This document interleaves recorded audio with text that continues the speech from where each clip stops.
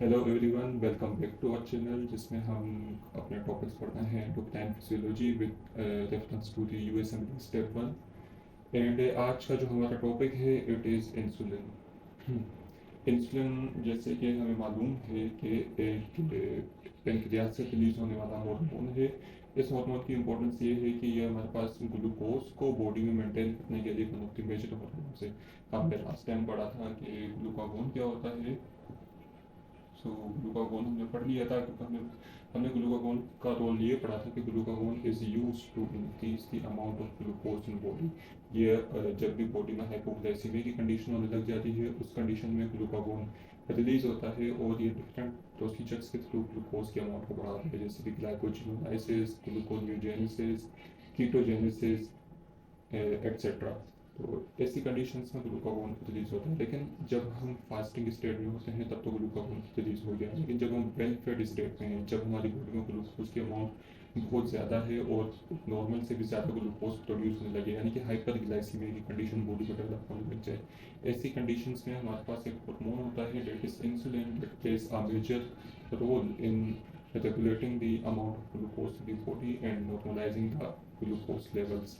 सो insulin जो है वो सबसे पहले बनता है प्री प्रो इंसुलिन की फॉर्म में। Pre pro insulin is the preliminary insulin जो कि सबसे पहले बनता है। उसके बाद प्री प्रो इंसुलिन जो है वो कन्वर्ट हो जाता है प्रो इंसुलिन में थ्रू एंजाइमेटिक रिएक्शंस और क्लीवेज हो जाती है। जो pre part is cut off, मतलब कि प्री क्लीवेज हो जाती है और उसके बाद हमारे पास प्रो इंसुलिन बन जाता है।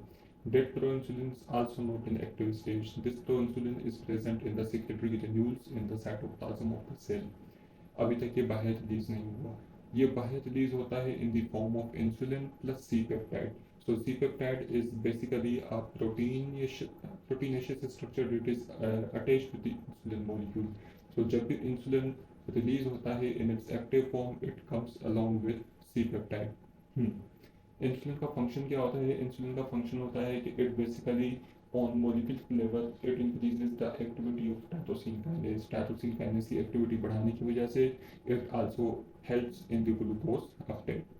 So the functions of insulin can be summarized here. As you can see, it increases the glucose uptake in muscles and tissues. और उसके साथ साथ ये प्रोटीन सिंथेसिस को भी बढ़ाता है जिसकी वजह से मस्कुलर ग्रोथ आती है बॉडी में। तो आपने देखा होगा कि अक्सर डायबिटिक पेशेंट्स होते हैं उनकी बॉडी वीक होती है और उनकी बॉडी में प्रोटीन की डिजनरेशन स्टार्ट हो जाती है। डेट इज़ बिकॉज के डायबिटीज़ के पेशेंट्स प्रॉपर इंसुलिन को रिलीज नहीं कर पा रहे होते। वहाँ पे इंसुलिन जो है वो नॉन फंक्शनल होता है, जो कि हम आगे पैथोलॉजी के सेक्शन में पढ़ेंगे। लेकिन जो मेन मैकेनिज्म है कि insulin increases the uptake of glucose in cells and tissues and it helps in protein synthesis। तो डायबिटीज़ के पेशेंट्स में ये सारे मैकेनिज्म जो है वो डिस्टर्ब हो जाते हैं, उस वजह से उनमें हाइपरग्लाइसीमिया होता है और उनमें प्रोटीन की सिंथेसिस जो है वो कम हो जाती है। उसके अलावा इंसुलिन क्या करता है कि it increases the synthesis of glycogen and triglycerides. हमने पढ़ा था कि ग्लूकागोन क्या करता है, वो ग्लाइकोजन की ब्रेकडाउन को बढ़ाता है और ट्राइग्लिसराइड्स की ब्रेकडाउन को बढ़ाता है। इंसुलिन उसके अपोजिट ग्लाइकोजन और ट्राइग्लिसराइड इनकी सिंथेसिस को बढ़ाता है। उसके अलावा इंसुलिन का फंक्शन होता है कि it increases the Uptake of potassium and amino acids. ये इसका बहुत ही एक इम्पोर्टेंट रोल होने वाला है जो कि हम आगे अपने फिजियोलॉजी के सेक्शन में पढ़ेंगे। इससे काफ़ी कॉन्सेप्चुअल क्वेश्चंस बन सकते हैं कि जब भी हम इंसुलिन देते हैं तो उसके साथ पोटेशियम की इंजेक्शंस भी साथ दी जाती हैं, क्योंकि इंसुलिन जो है वो पोटेशियम की अमाउंट को विद इन द सेल बढ़ा देता है, तो बॉडी में हाइपोकैलिमिया के चांसेस हो जाते हैं। तो उस हाइपोकैलिमिया को कम करने के लिए insulin is always given with potassium, supplementary potassium. Now there is mechanism के oral glucose versus IV glucose. तो कौन सा ग्लूकोज जो है वो ज़्यादा इफेक्टिव है इंसुलिन की सिक्रेशन को बढ़ाने के लिए? तो उसका आंसर है oral glucose.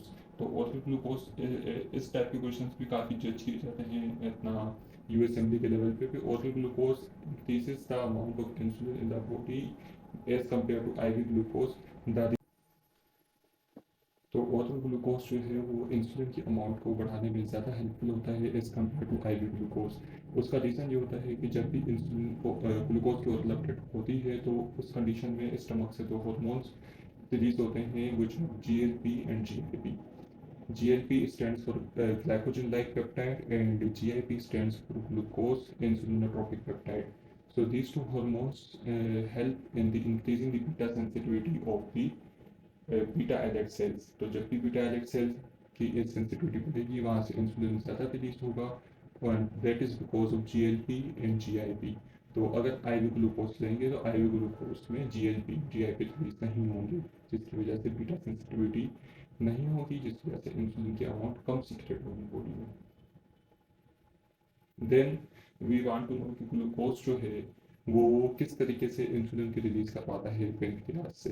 So that mechanism is why जब ग्लूकोज बॉडी में आता है, डेट मीन्स कि जब भी हाइपरग्लाइसेमिक कंडीशन होती है, ऐसी कंडीशन में ग्लूकोज कन्वर्ट हो जाता है बीटा सेल्स में into the ATP। That ATP closes potassium channels. जब पोटेशियम चैनल्स क्लोज होंगे तो बीटा सेल की डिपोलराइजेशन स्टार्ट हो जाएगी। जब भी सेल्स डिपोलराइज होंगे वहाँ पे कैल्शियम चैनल्स ओपन होंगे, वो कैल्शियम चैनल्स ओपन होकर पैसेज प्रोवाइड करेंगे इंसुलिन की सिक्रेशन के लिए। So that's how the insulin mechanism works. जब भी ग्लूकोज आता है, glucose is converted into ATP, ATP closes the potassium channels. This closing of potassium channels depolarizes the cells. Depolarization of cells stimulates the calcium channels to open, and the opening of the calcium channels help with the release of the insulin. Then we have this hormone that is epinephrine. Epinephrine is basically a hormone of the sympathetic nervous system. ये act करता है दो receptors के through. One of them is the alpha 2 and another one is the beta 2. तो जब भी epinephrine bind करेगा alpha 2 receptors पे, it will decrease the sensitivity. It will decrease the insulin release। क्या मतलब कि जब भी एपिनेफ्रिन बाइंड करेगा alpha 2 पे, तो ऐसी कंडीशन में इंसुलिन कम होगा और बॉडी में ग्लूकोज की अमाउंट ज़्यादा होगी, मतलब कि हाइपरग्लाइसेमिक की स्टेट डेवलप होगी। और जब भी एपिनेफ्रिन बाइंड करेगा beta 2 पे, इंसुलिन की सिक्रेशन ज़्यादा होगी, यानी कि बॉडी में हाइपोग्लाइसीमिया की सिचुएशन डेवलप होगी। अब हमें पता है कि epinephrine is the hormone of sympathetic nervous system. Sympathetic nervous system is associated with fight and flight response, मतलब कि जब भी हाइपर एक्टिविटी स्टेट आती है, ऐसी कंडीशंस में सिंपैथेटिक नर्वस सिस्टम एक्टिवेट हो जाता है। तो ऐसी कंडीशंस में we need more glucose to act accordingly. ऐसी कंडीशंस में इंसुलिन का कम होना ज़्यादा बेहतर है एज कम्पेयर टू ग्लूकोज को कंजर्व करना। तो जब भी स्ट्रेस का रिस्पॉन्स आता है, ऐसी कंडीशंस में एपिनेफ्रिन alpha 2 रिसेप्टर के साथ ज़्यादा एक्टिवली बाइंड करता है और इंसुलिन की सिक्रेशन कम होती है, जिसकी वजह से बॉडी में ग्लूकोज की जो लेवल है वो हाई होती है। एंड उसके अपोजिट जो मैकेनिज्म होता है वो beta 2 रिसेप्टर के साथ हो रहा होता है। The last topic from insulin is the insulinoma. What is insulinoma? Insulinoma is basically a tumor of the pancreatic beta cells, जिसमें कि इंसुलिन की सिक्रेशन कंटिन्यूसली हो रही होती है, और because it is a tumour, तो it is a pathological condition, जो कि हम आगे पैथोलॉजी के सेक्शन में डिटेल में पढ़ेंगे। इस इंसुलिनोमा में बेसिकली ये होता है कि इंसुलिन की सिक्रेशन कंटिन्यूसली बॉडी में बढ़ जाती है, जिसकी वजह से बॉडी परसिस्टेंट हाइपोग्लाइसीमिया में रहने लग जाती है। तो एक कंडीशन होती है कि exogenous insulin infusion versus endogenous insulin infusion.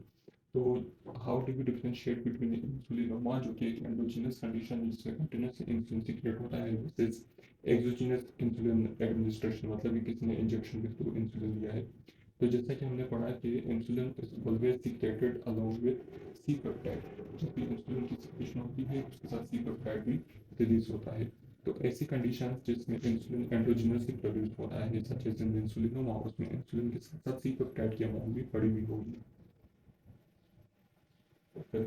इसके अलावा जब एक्सोजीनस इंसुलिन इन्फ्यूजन होगी, क्योंकि हम एक्सोजीनस सी पेप्टाइड नहीं लेते, तो हम डायरेक्टली इंसुलिन लेते हैं, तो ऐसी कंडीशंस में सी पेप्टाइड की अमाउंट बॉडी में कम होगी और खाली इंसुलिन की अमाउंट बढ़ी हुई होगी। So this is how you differentiate between insulinoma and exogenous insulin infusion. In insulinoma, there is increased amount of C-peptide as well as insulin, जबकि exogenous administration में खाली इंसुलिन की अमाउंट बढ़ी होगी, जबकि C-peptide की अमाउंट कम होगी। So this concludes our topic of insulin in endocrine physiology. Next sessions में we will be studying adrenal glands की physiology and उसके hormones. And if you like the video, please like, share, and subscribe the video, or questions that you can ask in the comment section. Thank you.